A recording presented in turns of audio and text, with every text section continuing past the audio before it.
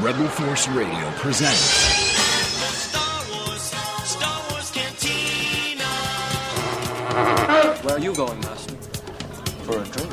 Sorry about the mess. You will never find a more wretched hive of scum and villainy. We must be cautious.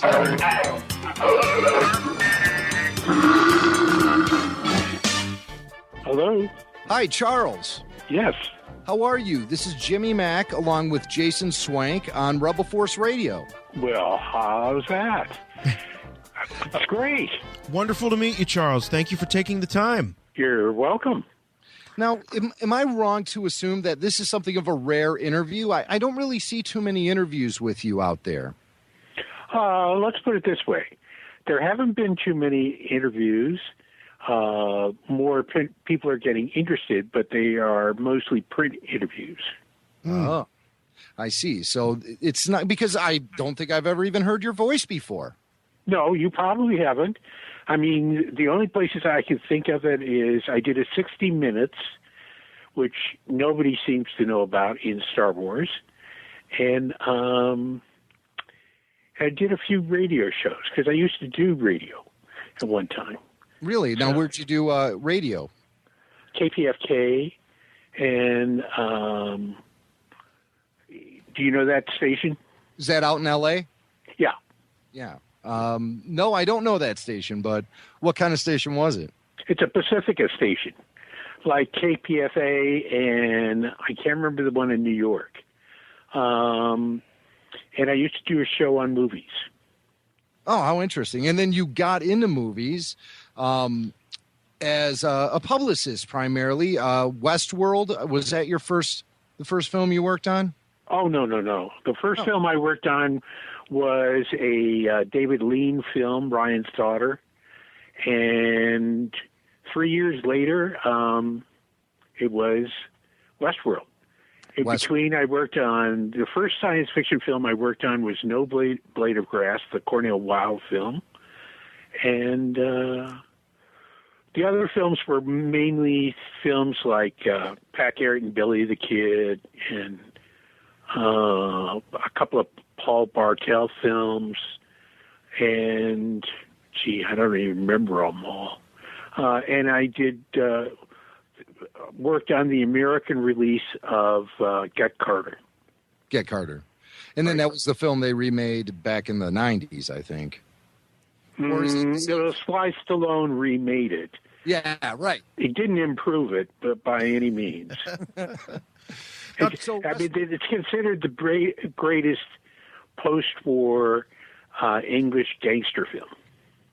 So Westworld was probably the movie that I'm most familiar with that you did prior to your work on Star Wars. So how did you come on board the Star Wars project? You were there in the very early days. You guys were all working in a house, I believe. And No. In the early days were Universal Pictures. I was working for Alfred Hitchcock, and George and Gary had an office there left over from American Graffiti. And I met George in the Black Tower one day while I was working for Hitchcock. Oh, it must have been July of 75, 76, and 75. And lo and behold, we started talking about the latest project he was working on. And he, after about an hour or so talking in there, he said, "Do you want to read a script over the weekend of it?" And I said, "Sure, I'd love to." So I read the script and went in on Monday and told him, "Hey, I'm interested in this." That was a pretty early version of the script, wasn't it? No, there were a lot of earlier versions. Mm-hmm. This one was pretty close. He was Luke Starkiller or something like that at that moment. But it was pretty close. It was only 3 months away from or 4 months away from a final rewrite. Now, Charles, by all accounts, at this point, this film was a pretty tough sell. George was having a difficult time. People weren't understanding it. What was different about you? What did you What made it jump out to you as something special? The major difficulty was, for George, was the studios were waiting for 2001 to break even. 2001 had come out at the just after he got out of film school, and finally the film broke even the month he got approval to go do the film, which was December of 75. And December 75 is when it got approved by the board of directors of 20th Century Fox to go ahead. Then in March, by the time he had come back from Tunisia shooting the first part of the film, the Tatooine part, the 2001 actually made a profit. So it was almost written in the stars. You could say that, yeah. Because that really sort of set the stage then, because no one really had seen a huge sci-fi blockbuster at that point in time. 2001 was the gold standard.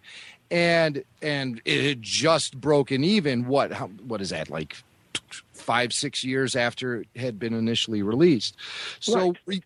Were you expecting a similar uphill climb with Star Wars? Did you think audiences on a mainstream worldwide level were ready to embrace this story, or did you think that it was going to be very niche and it would take 5 to 10 years to regain the cause? I never thought that. In no way.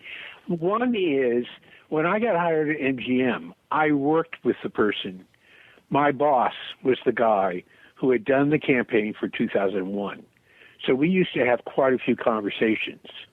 And having got a chance to work on 2 other science fiction films helped. No Blade of Grass, which there was no way it was going to be a big success. It was a film that should have been done in the last few years, only because it was an ecological film, as far as science fiction was concerned. And although it was well made by Cornell Wilde, there was no big stars in it or anything like that, and nobody really knew how to sell it. And I think it would have been, no matter what, it would have been a very tough sell. What's that film again? You've brought it up a couple times, and I'm not familiar. No with Blade of Grass. Right. It's based on a book, and it's an ecological thing, and it starred Cornell Wilde and his wife, Jean Wallace, and it was the last film he made. He'd been doing a number of films that they appeared in, and it was the first one, I think, that didn't actually make its money back. He never made another feature after that. Is that film relatively easy to find on disc? I don't know if it's on disc. It was on video at one point, but, it's one of those films that you may be able to find on YouTube.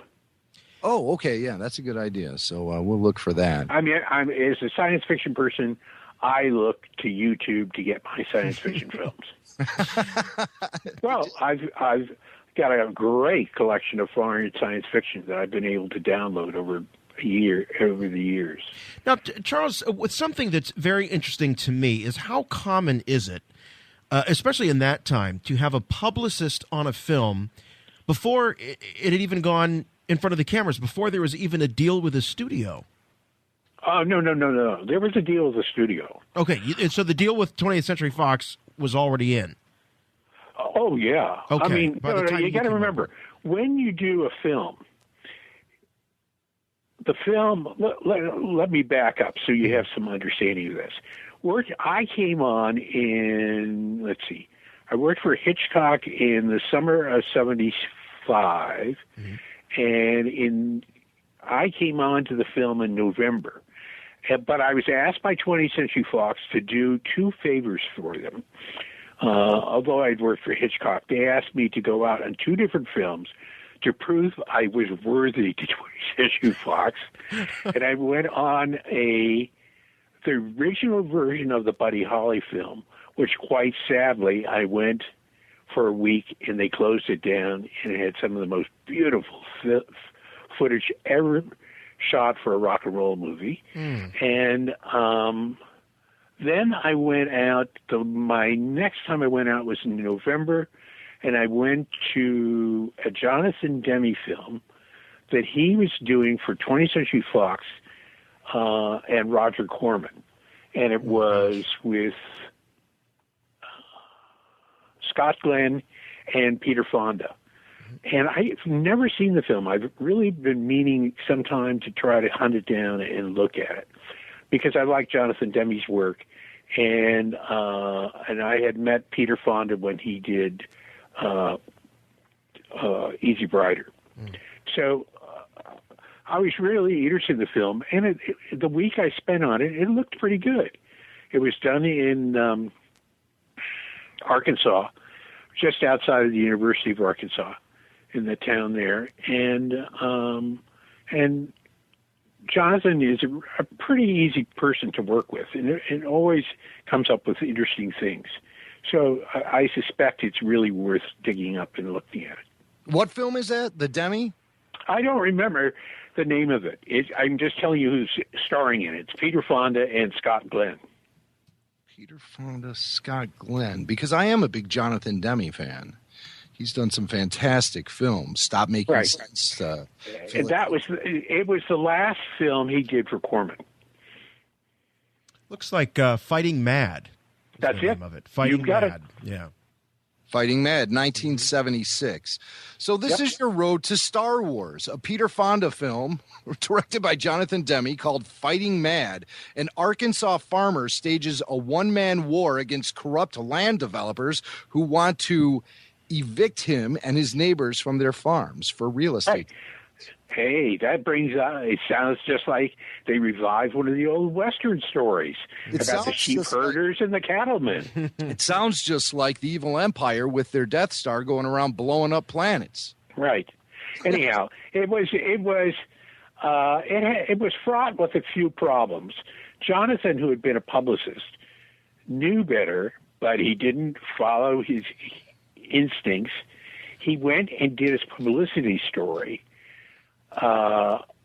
just before he started shooting, and of course, being a university town, it had union projectionists, and the union projectionists called up the Chicago local and reported Jonathan, and the union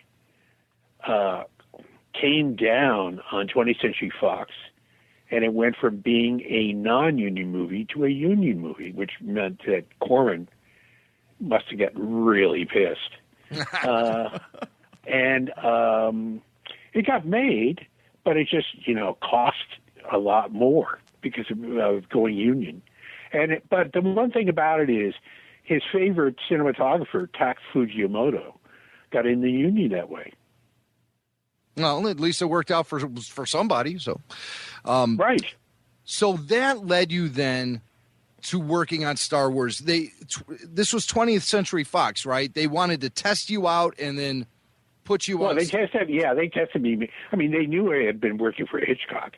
I don't know what bigger test you need. Exactly. Because he was like the biggest director in my estimation at the time. And, but it was a very friendly thing. I mean, it was not an unfriendly thing because I had problems on the Buddy Holly film because of the producer of it, and they came to my rescue and they had me stay there while they shut down the film, which was very sad, as I said, because I went and looked at the footage when I got back to 20th Century Fox, and it was beautiful. I mean, and it was much better than the one that finally came out. I hate to say that because that one was written by somebody from USC who was a friend of mine, but it was not as good as the one they were shooting. Do you recall, Charles, who was originally cast as Buddy Holly at that point? I sure do. It's an English guy who looked very much like Buddy Holly, and one of the Crickets later got to be Buddy Holly in the second version. Oh, is that right? So the Crickets toured with this guy singing, right? That's what you're saying? Oh, the Crickets were the group behind Buddy Holly. Right, of course. Right. So let's get to the early days of Star Wars now. Sure. I want to know how far along production was when you were brought on board, and what your first impressions were when you saw things like concept art from Ralph McQuarrie or models by Colin Cantwell. How far was everything underway? Was ILM already starting to function in those days? ILM had started during the summer while I was working for Hitchcock. They had to start it out early, and George and Gary paid for it because 20th Century Fox wouldn't. So, and they had to start early in order to get it equipped and up and ready to go, because they were going to shoot special effects in a way that had never been done before. True. So that meant that they had to spend a lot of time building equipment and doing all that stuff. So George and Gary paid the nut on setting it up and staffing it and moving it along, with the understanding that if the Fox gave them the go-ahead to make the movie, the Fox would pick up the costs. So when I started at the end of November, it was a period where they had just cast the movie, and George and Brian De Palma shared casting together, with Brian looking for people to play in the Carrie movie, and George to have people play in the Star Wars movie. Some people got very confused. Carrie Fisher told me she didn't know anything about it, and all of a sudden Brian De Palma is telling her at the film, can you do the following things, and all that. And she said, I didn't know where George was, So George would maybe sit in the back, like far back. Well, he's sitting with Brian, but Brian is more forthright. He's a much more sort of aggressive person and all that. And although he got along perfectly with George would just let Brian be the one who would be the spokesperson and speak up. And it ended up, it's a very unusual situation, because it was shot at the Golan Studios. And Fred, who had been a producer on American Graffiti and worked for Coppola, was there. And he had this guy working for them doing carpentry and all, special carpentry for Coppola. And he said to the guy one day, I think, why don't you go down to the soundstage and read for George? He could use your help and all that, to read parts for him and all that. So Harrison Ford went down to the soundstage to read. And of course he had worked for George before, and George had told Fred he didn't want Harrison around. He wasn't going to put him in the movie and all that. He didn't want him to read. But Fred had figured out Harrison belonged in the movie. So this was all a ploy by Harrison to get George to pay attention to Harrison and to hire him for the role. Plus, it ended up that he used him as the person who read lines against people who were coming up to play Luke Skywalker or the Princess Leia. So it was perfect to have, him there. And it was somebody that George could feel confident in, because Harrison's a very good actor. It's this real presence about him. That, of course, was Fred Roos who set all that up. And speaking of YouTube, you can see, still to this day, you can see those screen tests right on YouTube. So that must be wild for you to watch those and kind of, take a step back in time. They actually didn't end up on YouTube until they got downloaded from one of the video editions of Star Wars. Well, true. I used to pick up a couple of like pirate bootleg what have you tapes out at comic book conventions. And Right. speaking of comic book conventions, see, a lot of times when I associate your name with Star Wars, I think of how you sort of, in a very trend-setting way, you attempted to introduce the film to its core audience, its P1 audience. You took Star Wars to the comic conventions, and you would take Mark Hamill with you. You would take props and actually be the guy who would introduce the public to Star Wars at that level. And now, And science fiction. I went to the World Science Fiction Convention about 6 weeks after the first Comic-Con I attended. It was at the Neubacher Hotel in Kansas City.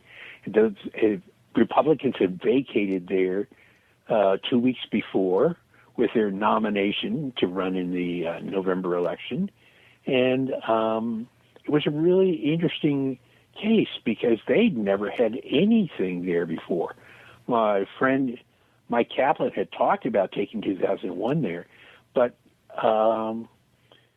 Kubrick never had it ready in time. He always finished his films up last minute. Mm-hmm. So there was no way they could get it to the Worldcon. And so I became the first to go to the Worldcon. And it took a little persuading on my part to get there. I did it by saying, I would like to come there, do a presentation, and also set up a room with props and everything else. And once I said all that, they went, "Oh yeah, that would be a great idea." That sounds cool. And nowadays, there are entire conventions devoted to Star Wars. It's come out of just one single room and actually taken over the entire convention center. Right. Well, I don't think they would allow that at a Worldcon, but that's beside the point. Now they have Star Wars conventions, so you don't need to go to the Worldcon to look at Star Wars. Exactly. And it all started with you. So tell us a little bit about your initial interaction with fans back in those days and people who were just curious about what this film was going to be like. Well, I am a fan of science fiction. So it probably made it a lot better.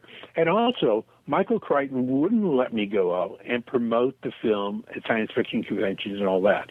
He never wanted to be promoted as a science fiction writer. So that's Westworld for people who right in that connection. You worked on Westworld, which was based on a Michael Crichton story. No, he directed it. Well, he wrote it. He directed it too. Yes. Yes, it was his first movie feature. He had done a TV movie, but he had not done a theatrical movie. And Michael didn't like the idea that I wanted to take it out to science fiction. He didn't want the film promoted as science fiction. He said, I don't promote my books as science fiction, and I don't want the film promoted as science fiction.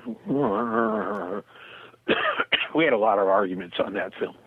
Anyhow, I heard later, not directly, it was indirectly, and never from him, which I never figured I'd hear it, but I heard that he said that Lippincott was right. I should have done that, and I didn't, and I should have listened to him. Yeah, well, hindsight's 20/20, so they say. Well, it still was a successful film.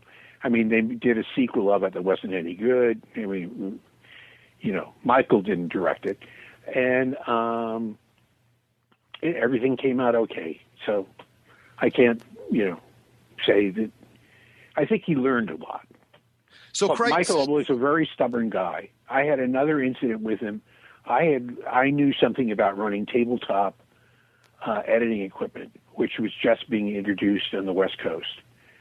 And there was one tabletop editor at MGM. So it was there one day, and he wanted to run a piece of film on it. And he told me, blah, blah, blah. So I said, here's what you do to set it up. He said, how do you know that? I said, when I learned this when they were doing the big rock and roll movie. God, what's the name? Give Me Shelter? No. This is way before that. This is the one that was done in 68. Anyhow, Woodstock. Friend of mine. Not Woodstock? Not Woodstock? Monterey Pop Yeah, it was Woodstock. It was Woodstock. Okay. Yeah. And friends of mine, I was there working on an idea for a book, doing interviews. And Marty Scorsese was one of the editors. Thelma Schoonmaker was another one. And I don't remember who the third editor was. Anyhow, I went there, and they were, because they were all people from New York, they were using tabletop editors. They were doing everything, every bit of equipment, even when they were filming, was all the stuff used on the East Coast. And it was not the stuff used on the West Coast. So I went and learned tabletop editing. And it was a great experience. So, you know, but Crichton did not like the fact that I knew these things. How do you know this? Publicist? Right. That's exactly the attitude. Yeah, right. So, you worked with Crichton and you worked with Lucas. Obviously, we're talking apples to oranges here as far as their management and directorial style. Where you mentioned that George gets lost in a room with people like Brian De Palma. Where do you think George Lucas's strengths are? At least where were they back then when he was a young filmmaker who was up and coming? Well, it's very apparent from his student films and then from THX. He had a great eye, a fantastic eye. That was probably one of the most important things that George had. He had a great eye with a camera, and he had a great edit, and he was great at editing. He really could figure out what to do with the image. That's why THX works for more or less. The story isn't perfect for a commercial movie, but it is certainly hangs together well as a really visual piece of work and a great soundtrack. Absolutely. And now, when you say soundtrack, you mean the sound effects put together by Walter Murch. Right. Yeah, well, Murch was in school with us. Murch, needless to say, is a genius. He's one of the real geniuses out of film school. Most people consider him to be the godfather of sound editing and sound design specifically. Right. I wouldn't say he was the godfather of editing, because there was plenty of people before that who were great editors, and there were great editors during that period of time. I mean, Thelma Schoonmaker is a really great editor who used to do Marty Scorsese's film, worked with Marty Scorsese after George's wife quit working with Marty. And there's a number of great editors. Editing happens to be one of those areas where people concentrate, and then there are great cinematographers like Caleb Deschanel, who we went to school with at USC. But the integration of understanding film from the idea of the visual and the oral part and how it works together is very rare. And there aren't many editors as great as those that we were just talking about. And then, of course, Ben Burtt carried on the legacy. What was it like as being around Ben? Were you around him much when he was creating these now iconic sounds of lightsabers, droids? Well, the thing is, Ben had just started. He had just come out of school at USC. And so he had just started. This whole idea of going out with an Nagra and recording sound was really interesting, because we were talking about stuff he was going to do and sounds he was going to try to get and all. And it was very experimental at the beginning, because he was free to move around and collect sounds. Whether there was going to be a specific use for them or not, nobody knew yet, because the film hadn't been shot. So he would read the script, think of things to do, and go out and record, because tape was relatively cheap, and it was like, and there was plenty of time to do it. So he could start early before the film was shot and be shooting stuff, be recording stuff all the time. And it didn't cost a lot. It wouldn't be like going out and shooting film or videotape at that time. Of course. So he was just there to run wild, and to our benefit, because it really helped just broaden the entire landscape of Star Wars by, avoiding those stock sound effects and going out and customizing and creating and recording is what really, in my opinion, set Star Wars apart from everything else that was happening at the time. Right. And something else that really set it all apart, Star Wars, was the marketing. Let's talk a little bit about the marketing, specifically the deal you made with Kenner for Star Wars action figures. I understand there were several. That's licensing. That's not marketing. That wasn't you. That was What? not you. You weren't involved in any of those. Oh, no. I was involved in licensing. But the marketing is a different ball of wax from licensing. Most people don't do marketing and licensing. I happened to get away with it on that film because nobody had really done licensing. Yeah, I do kind of have a tendency to put it all under one umbrella because, one hand washes the other. Obviously, having licensed merchandise out there helps market the film. So, well, we didn't have much out when the film came out. The way I looked at licensing was I was going to do things that would help sell the film. So when Tom Pollock talked about putting the novelization of Star Wars up for auction, I asked that he not do that, but instead make a deal with Ballantine Books, who I considered the best publisher of science fiction at the time, and to sell them on doing 5 books. With the first film being novelized, there would be a second novelization, not necessarily of a film. Then they would do a calendar, a making-of book, and some other book, artwork-related book and all that.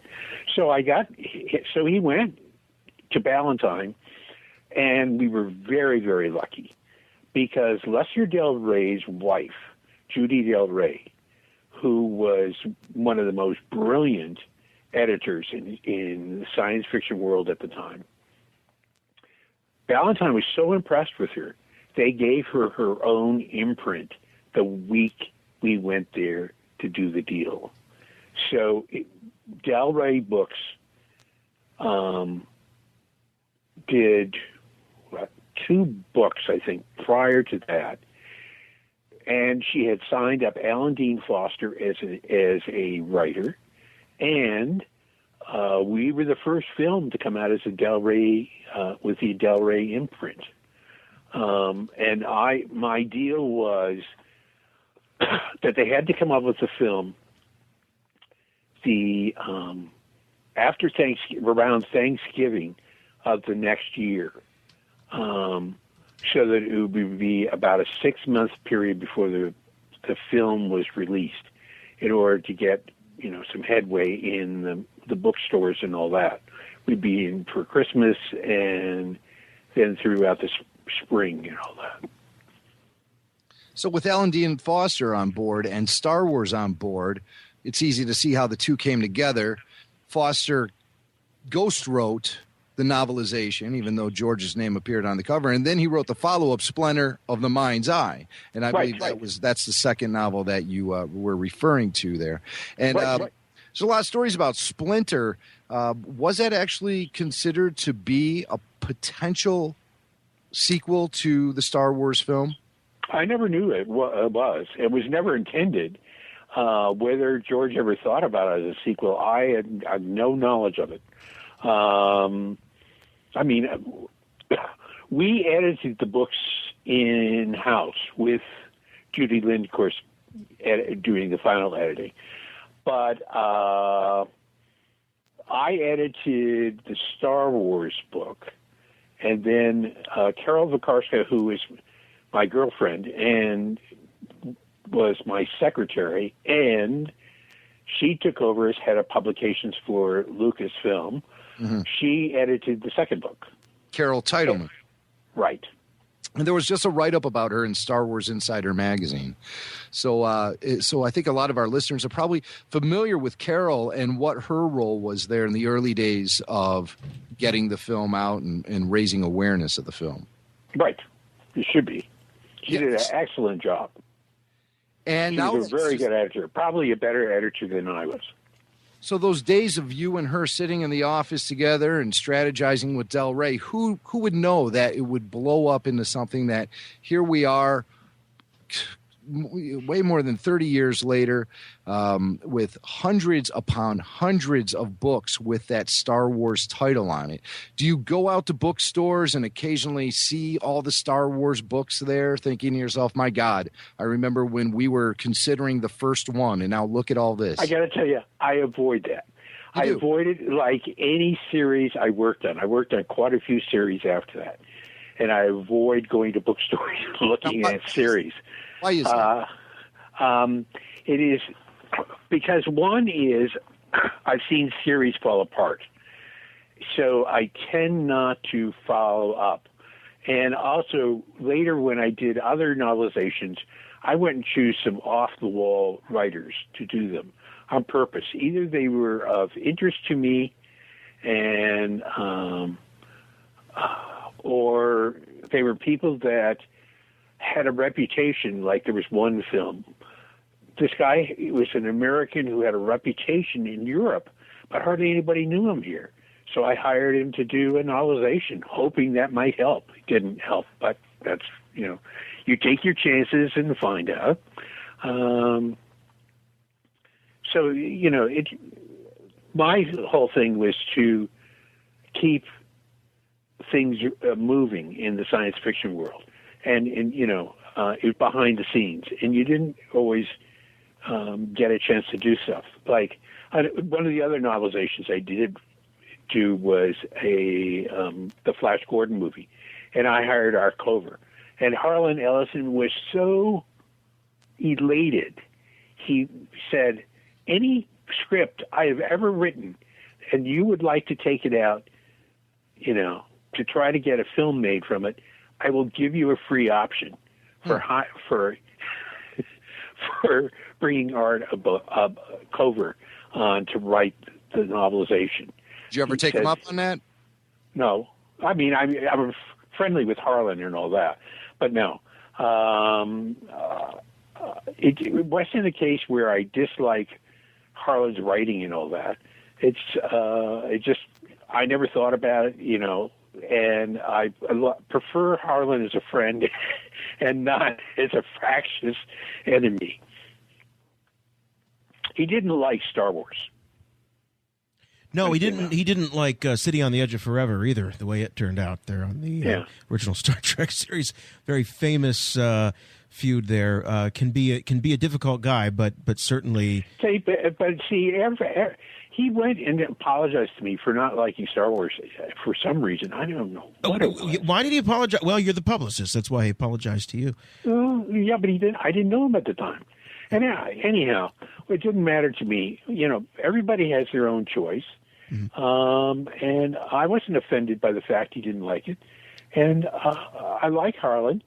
I'd rather have him as a friend than go through a whole thing with him. Charles, someone else you had to do some convincing with is Stan Lee and Marvel. You wanted a comic adaptation of the film prior to the film even being completed, and that was kind of a sore spot with Stan, correct? You wouldn't know that today. Well, sure. If I see Stan, it's like, oh, Charlie, how are you? Oh, wow. Because I guess it was the best-selling comic book up to that time or something. I don't remember the whole thing. But, Stan acts like that was an immediate thing that happened, which, of course, it wasn't. And Roy Thomas deserves a tremendous amount of credit for because he was there.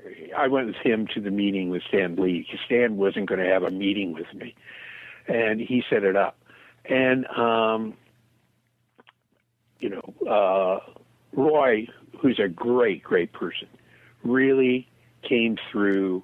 He loved the idea. He wanted to be the editor. He wanted to be the writer, and he convinced Stan that it would work. And the real problem, I think, in some ways, was I didn't want one comic book, and I didn't want two comic books, what Dell did sometimes, or somebody else did. Gold Key, maybe it was. I wanted 5 to 6 comic books telling the story of the film. So that was a bit of a hard sell at first. And I wanted at least 3 issues out before the film came out. And nobody had done that up to that time. And Roy said he would stand behind it, that I was right, and it would work out, and it did. We didn't sell the first issue out. The second issue came close to selling out, and it sold out every issue from the third on. And I'm sure they backsold issues because they were doing reprints by the time the film came out. And Charles, you wrote part of the comic, is that correct, or you helped write the comic? No, I didn't help write the comic book. That was definitely Roy and working with Chicken. I did not interfere with Roy at all. He was somebody I would trust a great deal. I did. There's other comic books, yes, I did have a finger in, but I would never do that with Roy Thomas. But not the Star Wars adaptation. Well, he's a great writer. Mm-hmm. He was a great editor. He was doing Conan at the time, and Conan was a beautifully done series, and there was no reason for me to interfere with a writer on that level. Now, I hadn't had a chance to write any comic book stuff up to that time. Later on, I did, but it was it had a lot of nerve to walk into Roy Thomas and say, I want to write that. I want that speech rewritten. Well, no, obviously, showing great respect to the man and his talents. And then, so you got your 3 releases before the film came out. Then the film comes out. It's a massive success.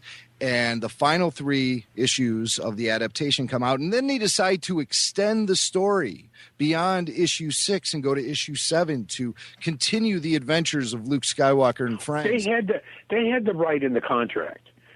Right from the beginning. They had the right to pick it up and go with it.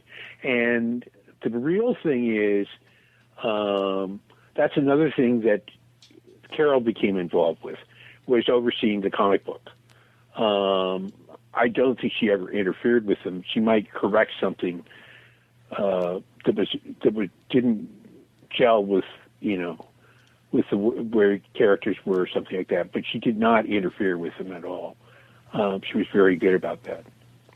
So that's kind of interesting. Once it continued onward, you weren't involved with that at all. 6 foot large walking green rabbits can't be that responsibility can't be placed at your feet, can it? No way. No way. Are you familiar with the character I'm talking about? No. I got to tell you, there's characters in the movie I'm glad I was not around when they came out. Do you have any examples? Yoda. So, this is getting very interesting because obviously you did not work on Empire Strikes Back. Oh, no, I didn't. Remember, I left Star Wars at the end of the first feature, a year after the feature came out. Right. And I went to work on Alien immediately. Another classic. That's the point. I would rather work on classics than work on a whole bunch of, repetitions. So you don't think Empire Strikes Back is a classic? You think it's a repetition? Well, there's things about it I like. I like the snow scenes and all that. And I like some of the story. And I can't really complain at that. But when we got into the point of getting Yoda in there and more Wookiees, that all passes me by. In my estimation, you're just out to sell more toys. So Yoda, what offended you about Yoda? Doing a Henson puppet. Okay. This is very interesting you bring this up because just recently we did a commentary track to Empire Strikes Back where we watched the film and we talked about our opinions of various scenes and moments and characters, what have you, anything on the screen. And something that did come up was the fact that when Empire Strikes Back came out, it wasn't necessarily the fan favorite that it's since become. It's become a fan favorite. A lot of people consider it to be the best of the series. Really? And at the time, I used to hear that criticism. in 1980 that Yoda sounded like Fozzie Bear, that Yoda was a Muppet. And it's really interesting to hear that you still maintain that opinion about a character that has since become a cinematic icon. Right.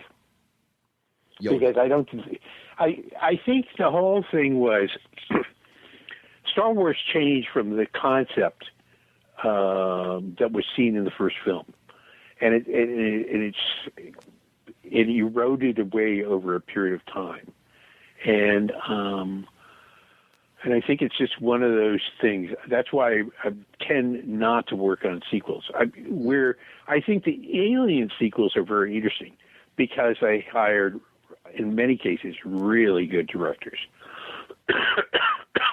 A lot of the other sequels done out there don't have great directors, or they have directors who have a lot of style, but they don't necessarily have the imagination to go beyond what was done in the first film. Do you think this erosion, as far as the Star Wars saga goes, in your opinion, the erosion that occurred, do you think that has anything to do with the fact that Gary Kurtz was sort of shoved out of the picture, that creative control was pretty much wrestled away from him by the end of Empire Strikes Back, at least from accounts that I've heard in the past? No, because I don't think of Gary as a creative person. Have you seen any of his films he worked on after that? I believe Dark Crystal. He did Dark Crystal? No, I don't think so. No. Anyhow, he did a film with Mark Hamill that was shot in Turkey, and it looks great. And Mark is probably got one of the very best performances he's ever had on film. And it was done by a director that came out of Disney. It was not a successful film. And Gary is a much better producer than he is a creative director. I've never seen his Nemo that was done in Japan, and it got ruined. Not by him, but it got ruined by the fact that in the process of getting it to be made and all that, people sort of turned it into mush, and he lost control.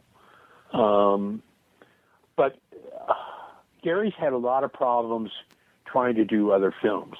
And as I say, I think it is always worth going back and looking at the film that Mark did, that Gary produced, because it has a lot of great stuff in it. It doesn't completely work, but it's one of the best characterizations Mark ever did on the screen, and it's got some really very inventive stuff in it. I'm trying to find the film you're talking about. What sort of film was it? Science fiction. It was a science fiction with Mark Hamill. Yeah. Huh. Because I am having the hardest time. But it's one of these that's an unusual science fiction film. It doesn't have rocket ships and all that. It's a whole thing where Mark turns out to be the villain of the piece. And it was shot in Turkey. They used a lot of great locations because Turkey's got this whole network of caves and all that on the coast in one area. And it's a very inventive film. It's really worth getting a video and looking at it. Jason, is this ringing any bells with you? It's not. I'm having the same difficulty as you are finding this. I'd have to go look it up. I would look it up under Mark Hamill. What year? In IMDb. Yeah. What year do you think that came out in? Ooh, well, let me think. I have a feeling it came out in maybe around the early 80s. I have a having the hardest time finding this. But so, Gary Kurtz, it's sometimes I've heard people who tend to criticize Lucas and the direction he's taken the franchise into. They do lay a lot of that blame at the fact that Gary Kurtz was kind of forced out. But you don't seem to think so. You think that? Well, I think he was, and I think I just saw a letter or something he wrote from 2010 talking about Star Wars. Geraldine showed it to me today, and it flashed right back by, and I didn't read it closely. But he was criticizing what's happened with Star Wars and all that. And he seemed to be right on the button for a lot of what he had to say. And I think that Gary just, I think, was glad that he had distanced himself because the concept of Star Wars changed a lot over a period of time. And I think that one of the things about I don't know all the fan complaints. I know there's a lot of them. And I know some of them follow along with the fact that Star Wars got weakened over a period of time and things like that. I lost interest in Star Wars a long time ago, so I'm not up on stuff. And I only saw the first 3 films and one of the sequel 3. Yeah, and that was enough for me. Well, you talk about this original concept for Star Wars. Can you define that? The original concept? Yeah. Well, the original concept, have you ever seen the Forbidden Fortress, the Kurosawa film? The Hidden Fortress, yes. The Hidden Fortress, I mean. Have you seen it? Yes, I actually own it on disc. Okay. Yeah. So, you know about the princess and Mifuni's role there and all that. Mm-hmm. That was a big part of doing Star Wars.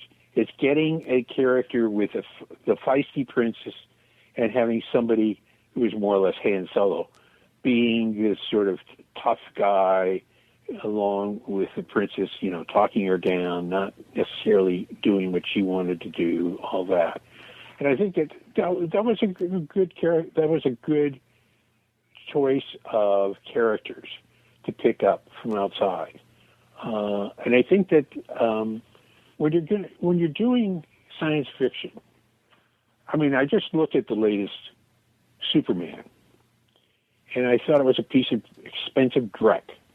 I mean, there was a lot of skill that went into it, things like that. It was way too long, and I just saw the whole thing spiraling out. And here they do this whole thing with Zod, fighting Superman, and I thought, this looks like some other film. The guy who plays Zod looks like the guy who Vin Diesel took on in the second science fiction film that Vin Diesel did on his character. The guy who played Dredd in the Dredd movie. And it looks just like him. But, it's over the top. Completely over the top. I mean, it's like, who wants to see these two guys just battling on screen, cut? This is not what it's all about. This is punishment, and you're punishing your audience, too. And it's also this thing about any complaints about violence in films, that's violence in films. Because if you expect kids to go see a Superman movie, that's not a film for kids.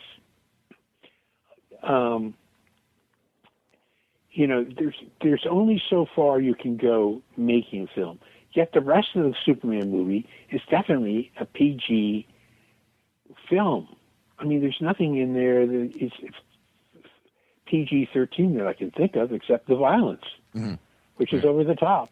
Yeah. That's a common criticism.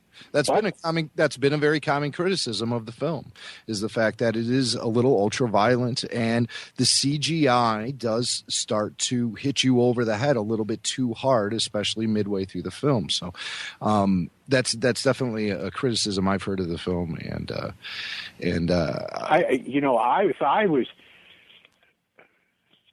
if I had been DC and dealing with Warner's, which they're owned by the same corporation, I think I would have criticized it, because I don't see how it's going to help Superman comics and Superman in the DC comics doing a film like that. And the other thing is, if you look back at the Superman that was done in the 80s, Zod, played by Terrence Stamp, was a much more fearsome, much heavier villain, and he didn't have to pummel everybody. I mean, Terrence Stamp plays that type of character very well. For a short, rather mid-range short guy, he can play a heavy-duty guy, and he's got the look on his face. I mean, you see that guy, and you know he's a threatening guy. His Zod was fantastic, and also there's a very little-known film called The Limey with Terrence Stamp. Oh yes, well, it's among crime films. It's considered one of the leaders, and there's another one he did with Stephen Frears directing, where he's also really good. His General Zod is phenomenal. Well, of course, he ties into Star Wars, too, because he had a bit role in Star Wars Episode 1. So he played the Chancellor. So, everything comes back to Star Wars, especially on this. But see, it's a waste of time when they did all those spots, because most of the time they never utilized the actors. I noticed that somebody had mentioned Chris Walken in a Star Wars episode, which he wasn't in. Mm-hmm. But if there was ever an actor who you wanted as a fearsome actor who could really play those parts, I would have put Chris Walken into one of the Star Wars sequels. Chris Walken would have walked away with the film. He's one of the most unbelievable people playing character parts, and particularly villains, who in a short amount of time, like in True Romance, when he faced Dennis Hopper, who always thinks he's a hotshot actor, he came on with Dennis Hopper, and you knew that was Dennis Hopper's end. Yes. So, the Star Wars sequel's coming out. What do you think about George selling off Lucasfilm and Star Wars to Disney for $4.4 billion? I'm glad he got rid of it. I mean, he somebody else ought to be doing it. Whether Abrams ought to be doing it, I don't know. My criticism is he's done too many other series. I don't find this very interesting to have him doing the series. It's like you hire a serial series director to go on making, these things. And instead of looking around at who's out there at the moment, because a lot of people are doing science fiction films, and picking out somebody who you think could really approach Star Wars in a new way, and not picking out somebody who's a specialist now on doing repetitions. And I'm not saying Abrams doesn't have talent. I just think you don't want to have somebody who's been doing Star Trek, then doing Star Wars. You're asking yourself, why is this guy going from one to the other? Why did they do this? What's the stupid thought that they have in their head? Interesting. So you think because JJ has done Star Trek that it could mean just repetition as Star Wars tries to move forward? You're not. There's too much talent out there at the moment. Too much talent coming up, and a lot of the talent's going to get wasted because there aren't enough films coming up, and there's a lot of new people that's going to be coming in behind the other ones. So several people are going to get cast off. Not necessarily the right ones will be cast off because of so much politics. But the thing is, why are they doing this? Except that they want to guarantee something. It's somebody in the studio making a decision, just like they do on certain other things, which is a stupid type of decision. That's not a smart way to go. Right. You know, and they didn't do that on Alien. Alien did not go around hiring a whole bunch of people that have been hired, in the same type of situation. Now, sometimes it was faulty and all that. Some people don't like the David Fincher Alien, but the point was, and I know this having worked in Alien, he was hired last minute. He didn't have a lot of time to prep. His big mistake was the alien dog, which he didn't have time to work out. But I've talked to the person who was the producer on the film, and he's told me point blank what happened, and it was not his fault. And the other thing is, I've sat down and talked to him, not about the film, but about it stuff, because I was talking to him about doing another film I had, and he wanted to do it, and I'm glad I didn't have him. He's too good a director. No, really. I mean, he was desperate at the time, and he's too good a director, and you'd be wasting the talent. Somebody like that, he finally broke out. Seven helped him get off this curse that he had for having done that Alien. But the curse wasn't all his fault. Who do you think nowadays in Hollywood would be an ideal director for Star Wars? No, wrong question. I don't know. I haven't thought about it. And I'd really have to think, about the films I've been looking at and all that, and it really hasn't come across to me. I'll tell you something that would be interesting from a concept standpoint. We're talking about people walking and doing stuff. I think that if he was still directing, the man who did the Fifth Element would stop being a producer. He would do a very interesting Star Wars. Fifth Element. Who would that be? Because if you look at his other films, and you consider where he began with a film in the water and all that. So he's worked in a liquid element. He's very, very interesting. And his problem is he's not the greatest script writer, and he writes too many scripts for the films he's doing. He comes up with good concepts and then doesn't follow through because he's not a follow-through writer. But he has quite often hired great directors, like his series Taken, things like that. But he's very inventive. Fifth Element has great inventive stuff. His first fiction film, was a science fiction film, which most Americans have never seen. It's got no dialogue in it. By the way, he's referring to Luc Besson, who's a French director. He did probably most famous for The Professional, which is Natalie Portman's first kind of big break. La Femme Nikita. Right. Also is very well known for that, too. Right. But his very first feature is this film, a science fiction film, with no dialogue. Jean Reno's in it. And then, and prior to that, his family, he comes from a family that was involved with the sea and all that. He did a film in the water, which is a very inventive film. It's a documentary type of film. He's a very talented person.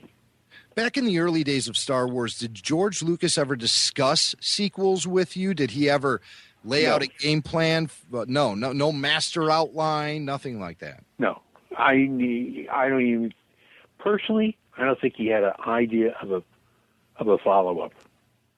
Making it up as he goes along, huh? Much like Indiana Jones did. He may have started to work on it, for doing the second film and all that. He may have realized after Star Wars came out to start working on the second film. But as far as far-reaching plan, looking ahead, I don't think so. And when you look back at your legacy upon Star Wars and everything that you accomplished, I mean, when the film opened and had such great success, obviously it made you look very good. So you say you don't really dip your toe back in the Star Wars waters too often, but when you do look back at it, how do you sort of sum up what that experience was all about? Well, because it was a virgin experience, it was a great experience.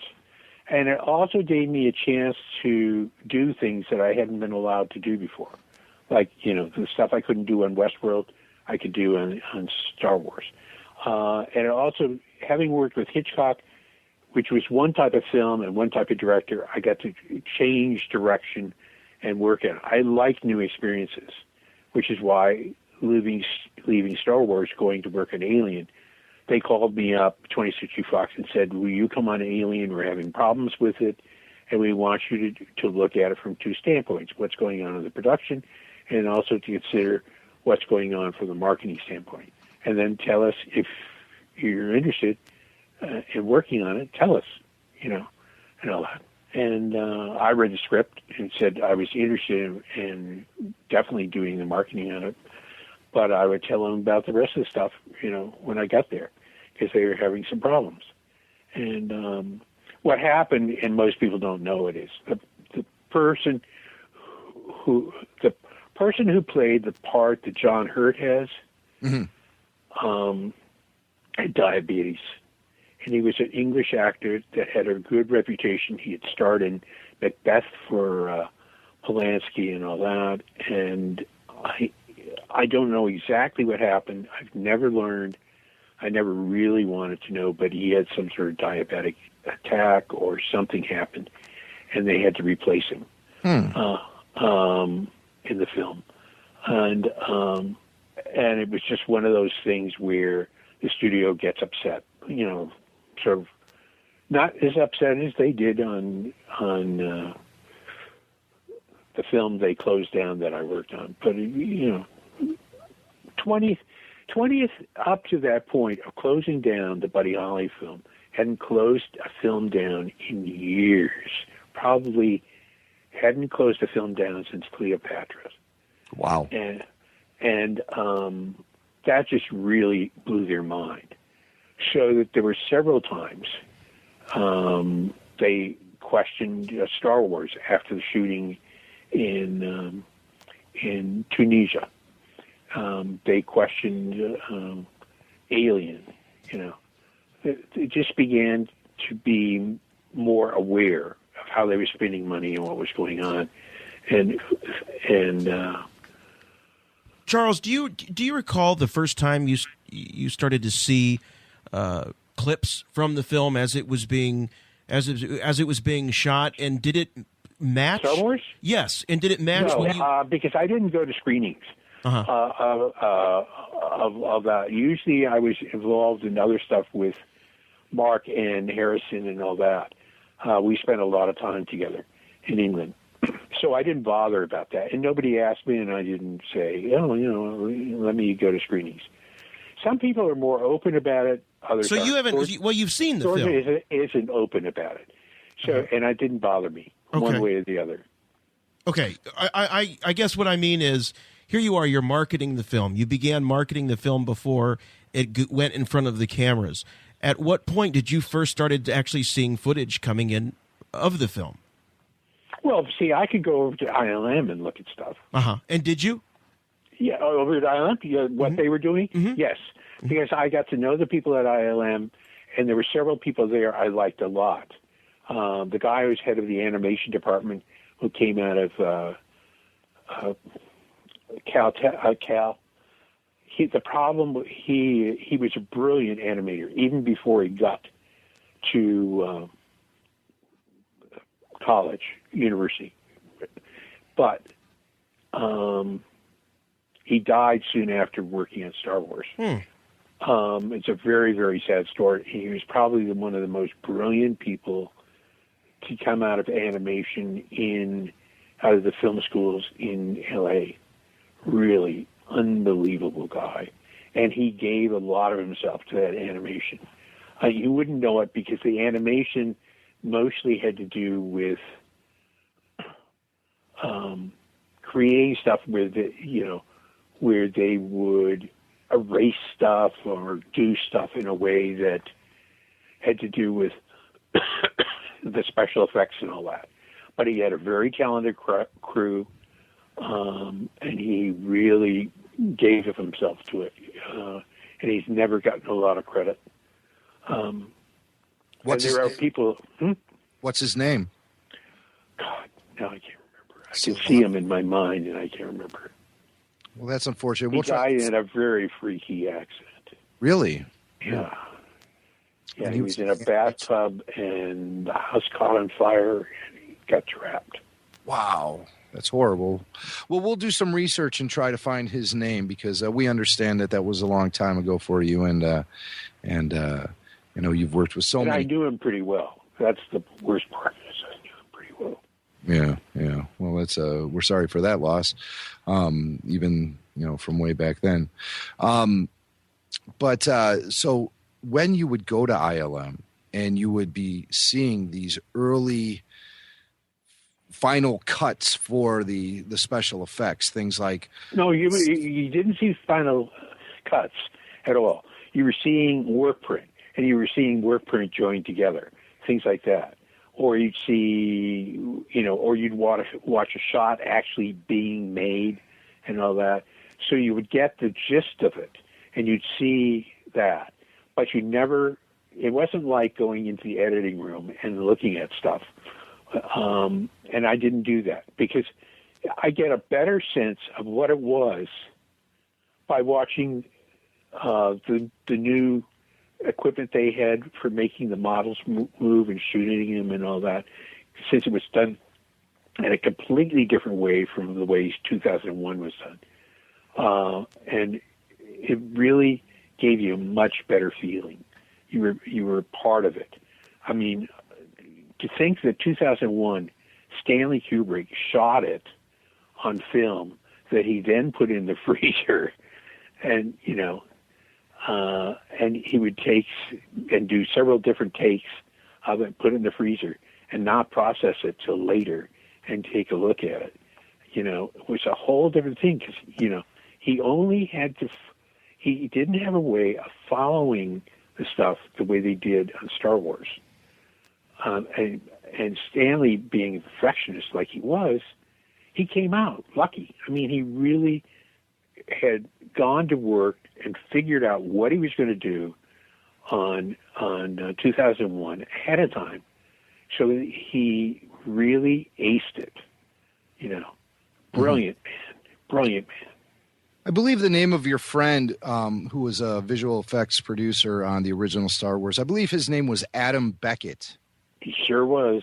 Adam Beckett, yeah. He died March 1979 at the age of 29 in a fire in California.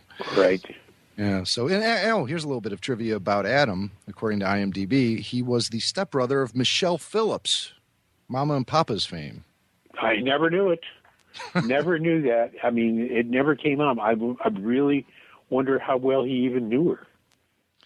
True. She's, of course, she wasn't in the Mama and Papas, but no, she was in the Mama and Papas. I knew her as the actress. She was right. Yeah, she was an adult when he was like entering university. Wow. So of course, then you have the connection there with George Lucas, as Mackenzie Phillips was in American Graffiti. Right. Oh, that's true. I haven't seen American Graffiti in so long. I got to go back and revisit that film. She had there was great chemistry between her and Harrison Ford. No, it was not. No, it wasn't Harrison Ford. She was with. She was with that guy. The other guy. Right. I know what you're talking about. John. I can't think of his name now. Everybody. It's been a while for me too. Everybody forgets him. He was married to the woman who ran production for something in the water. Motown. Well, so far, all three of us have been stumping ourselves really well in this conversation. Right. Paula Matt. Right. Gosh. Thank goodness for the internet. Right. So, Charlie, are you still active in the business at all? No, just I'm 73. I'm really not interested in walking back into a studio, and I may get called by people who have questions and all that about things, and got loads of people that pick my brain. How did you do this? Why? We're trying to market this thing, and can you help us? Can you tell us what to do? They think there's a book here that I can open the book and go, oh yes, I suggest you do the following. Yes. Have you ever thought of writing a book? Huh? Have you ever thought about writing a book? They were going to hire me. Warner Books wanted me to write a book, and there's several books I was supposed to write. I found out I couldn't write. The way my brain works, it doesn't work for writing. It works for many things, but writing is one of the things it does not work at. I can write short material. I can write ad material. I can write publicity material. I can write a lot of different things like that. And I'm a real chameleon. But I am not good at sitting down and writing a long piece, or anything like that. I found that out a long time ago. My brain is wired differently, which is probably why I could come up and do marketing and do all that and think about it in a way that other people couldn't, but it doesn't work for writing. Charles, I'm curious, just sort of kind of, you say that you get calls about, folks wanting to pick your brain, and of course the technology behind marketing today has changed significantly since you are active in the business, but the principles, I'm sure you find, haven't changed. The principles are the same. The tools we use maybe have changed. For you, when you got a film, when you read a script and you said, yes, I'm going to take this on, and I'm going to take this out to the public, I'm going to market this film, what's sort of the baseline principle that you used to follow? What was the first thing that you needed to do in order to tackle a project like that? I had to like the script. I also worked as a production executive. So I did read scripts for approval, and then activated several scripts that got made into movies. And you had to be ready to see where somebody made a mistake and how were you going to correct it. And you would also come up with the point of seeing that something wasn't working, and you would have to say, okay, this thing is not working.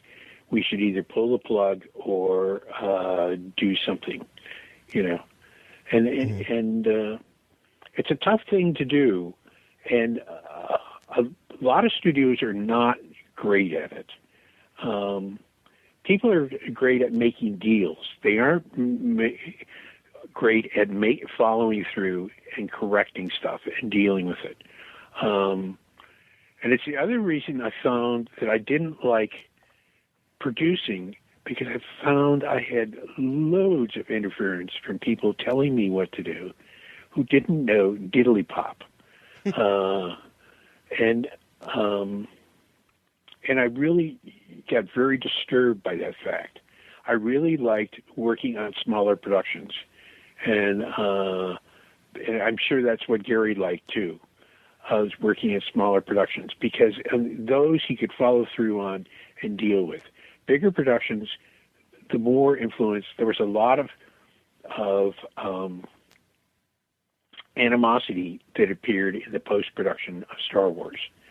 There was one person who was a very good person working on the film who did not take credit because he was so upset about the whole experience. And it's somebody I liked a lot.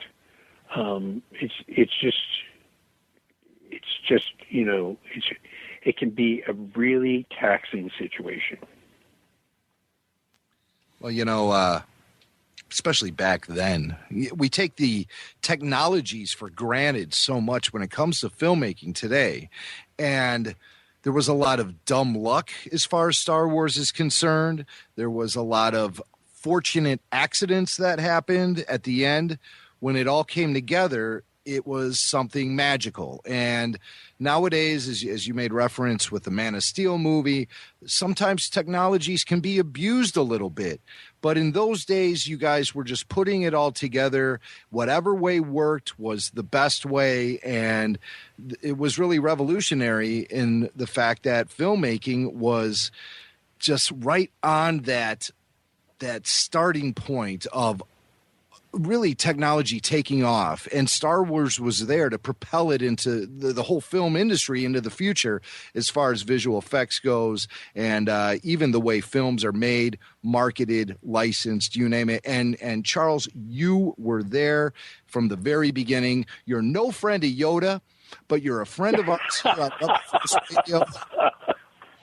And we appreciate the time you took to spend with us tonight. You're more than generous with your time, and it's a lot of great opinion, a lot of great insight, and a lot of great history coming out of you tonight. And like I said, don't be a stranger. We want to hear more from you. If you ever want to sit down someday and just record a lot of those stories, you know where to go, because we'll just hand the recordings off to someone and they can write your book.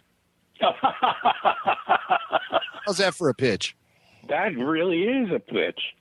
Thank you very much. I really enjoyed doing it. I look forward to hearing it, the final version, and I'm sure that you will find that there's plenty to edit out, and maybe we can do something some other time. That'd be great, Charles. Well, thank you. We could do a fake Star Wars.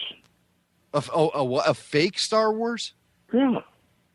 Now, what do you mean by fake Star Wars? Well, we could create a Star Wars and say that this is the forgotten Star Wars that got laid aside, and we have dug it up. I mean, somebody just said this about Hitchcock.